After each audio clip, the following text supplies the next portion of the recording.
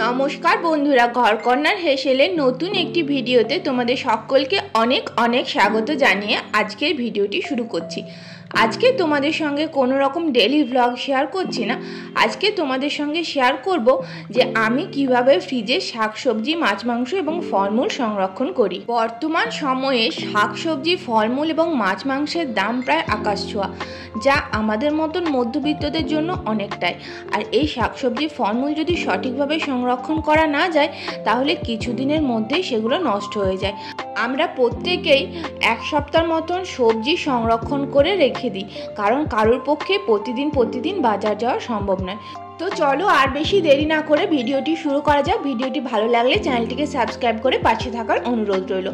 প্রথমেই বাজার থেকে সবজি আনার পরে সমস্ত সবজিগুলোকে আমি বার করে নিই এবং যেসব সবজি ধোয়ার প্রয়োজন পড়ে সেই সব সবজিগুলোকে ধুয়ে রাখি এবং যেসব সবজি ধোয়ার প্রয়োজন পড়ে না সেগুলোকে ধুই না। যেমন এই মোচা, ওল, এই জিনিসগুলো ধুই না। উচ্ছে, ভেন্ডি, পটল, গাজর, ক্যাপসিকাম, বিনস, এই সমস্ত সবজিগুলোকে ধুয়ে পরে রেখে দিই।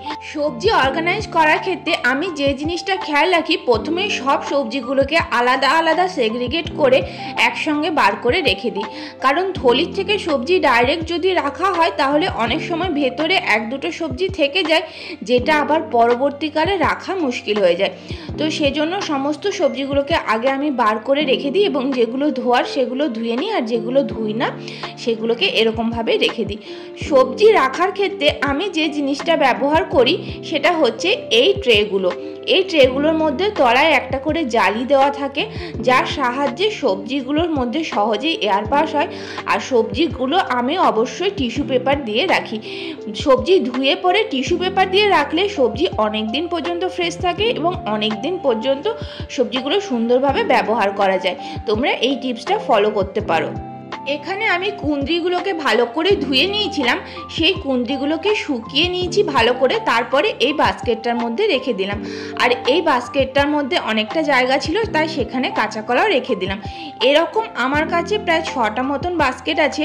আর এই বাস্কেটগুলোর মধ্যে সবজিগুলো এত সুন্দরভাবে অর্গানাইজ হয়ে যায় আর সমস্ত সবজি আলাদা আলাদা সেগ্রিগেটভাবে অর্গানাইজ হয়।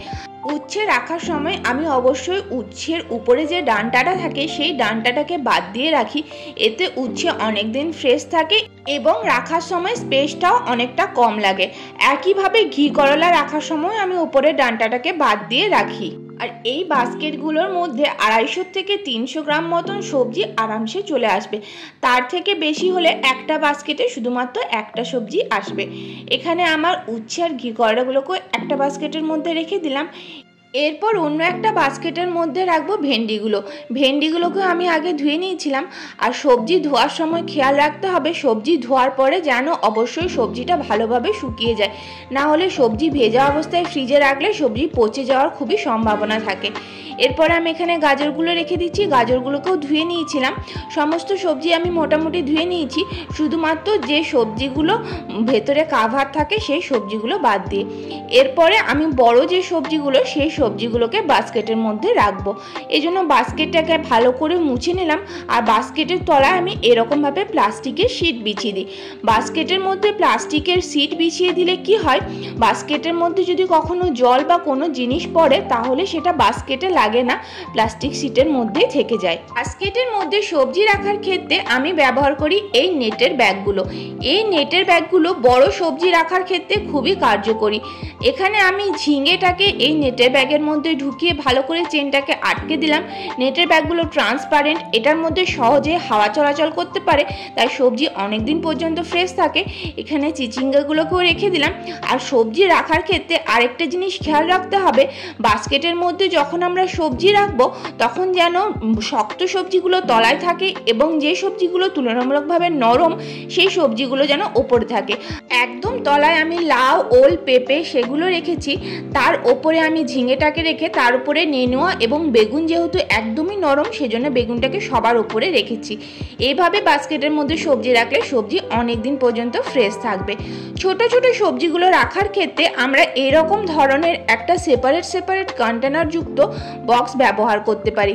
এখানে আমি আদা, লেবু এবং টমেটোগুলোকে অর্গানাইজ করেছি। আর এই বক্সগুলোর মধ্যে তোমরা সবজি কেটেও রাখতে পারো। এই বক্সটা খুবই হ্যান্ডি এবং খুব সহজে এই সবজিগুলোকে খুঁজে পাওয়া যাবে। প্রতিটি বক্সের তলায় এয়ার পাস করার জায়গা আছে, যার সাহায্যে সবজিগুলো সহজে খারাপ হবে না। সমস্ত সবজিগুলোকে এইভাবে ফ্রিজে অর্গানাইজ করলে ফ্রিজের মধ্যে অনেকটা জায়গাও বেঁচে যাবে, সবজিগুলো খুব সহজে অর্গানাইজ হয়ে যাবে। পেঁয়াজ বাইরেই রাখি, আমি পেঁয়াজকে ফ্রিজে রাখি না। পেঁয়াজ এরকমভাবে একটা ঝুড়ির মধ্যে রেখে সেটা আমি এখানে একটা সেলফের মধ্যে রেখে দিই। আলুর ক্ষেত্রে আগে পুরনো আলুগুলোকে বের করে নিই, তারপরে নতুন আলুগুলো রেখে পুরনো আলুগুলোকে আমি পরে তার মধ্যে রেখে দিই। আর লঙ্কাটা এরকম একটা কাচের কন্টেনারের মধ্যে বোটা ছাড়িয়ে রেখে দিই। এতে লঙ্কা বেশ অনেক দিন ভালো থাকে এবং লঙ্কাগুলো খুব সহজে পাওয়াও যায়। অনেক সময় কি হয়, লঙ্কাটা যেহেতু আমাদের রান্নার শেষে লাগে সেই জন্য লঙ্কাটা তাড়াহুড়োর মধ্যে আমাদের খুঁজে পেতে অসুবিধা হয়। আর বাস্কেটের মধ্যে লঙ্কা রাখলে কোন বাস্কেটে রেখেছি সেটাও সবসময় খেয়াল থাকে না। তাই এরকমভাবে লঙ্কা একটা কাচের জারের মধ্যে রেখে এটা ফ্রিজের ডোরে সংরক্ষণ করলে লঙ্কাগুলো অনেক দিন ভালো থাকে এবং খুব সহজে পাওয়াও যায়। ফল রাখার ক্ষেত্রে আমি এরকম ধরনের 3টে কম্পার্টমেন্ট যুক্ত বাস্কেট ব্যবহার করি। এই বাস্কেটগুলো তোমরা সিঙ্গেলও ব্যবহার করতে পারো, আবার এরকমভাবে আমার মতন কম্পার্টমেন্ট দিয়েও ব্যবহার করতে পারো। এতে ফলগুলো খুব সহজেই পাওয়া যায় এবং আলাদা আলাদা করে ফলগুলো রাখা যায়। প্রতিটি জিনিস তোমরা ফ্লিপকার্ট, অ্যামাজন যে কোনো সাইটে পেয়ে যাবে। আর জিনিসগুলো খুব বেশি একটা দামও না, খুব রিজনেবল প্রাইসের মধ্যে এগুলো পেয়ে যাবে। এগুলো অল্প জায়গার মধ্যে ফ্রিজ অর্গানাইজ করতে খুব সাহায্য করে। আমার মতন যাদের ছোট ফ্রিজ তারা অবশ্যই এই প্রোডাক্টগুলি ব্যবহার করে দেখতে পারো। এরপরে আসি মাছের কথায়। মাছ আমাদের বাড়িতে যেহেতু রেগুলার বেসিসে ইউজ হয় সেজন্য মাছ আমাদের একটু বেশি করে এনে রাখা হয়। মাছের ক্ষেত্রে আমি কোনো বাইরের থেকে কেনা কন্টেনার ব্যবহার করি না। বড় মাছগুলোর ক্ষেত্রে আমি এরকম শনপাপড়ির সাথে যে কন্টেনারগুলো আসে সেই কন্টেনারগুলোতে রাখি। এই কন্টেনারগুলো যথেষ্ট এয়ারটাইট থাকে এবং মাছ অনেক দিন পর্যন্ত ভালো থাকে। মাছ সংরক্ষণের ক্ষেত্রে একটি কথা অবশ্যই খেয়াল রাখতে হবে, মাছকে ডিপ ফ্রিজে সংরক্ষণ করতে হবে এবং মাছের সঙ্গে কোনো শাকসবজি বা ফলমূলকে রাখা যাবে না, তাহলে সেই শাকসবজি বা ফলমূলগুলি খুব সহজেই খারাপ হয়ে যাবে। এখানে প্রায় 14 থেকে 15 পিস মতন মাছ খুব সহজেই চলে আসে।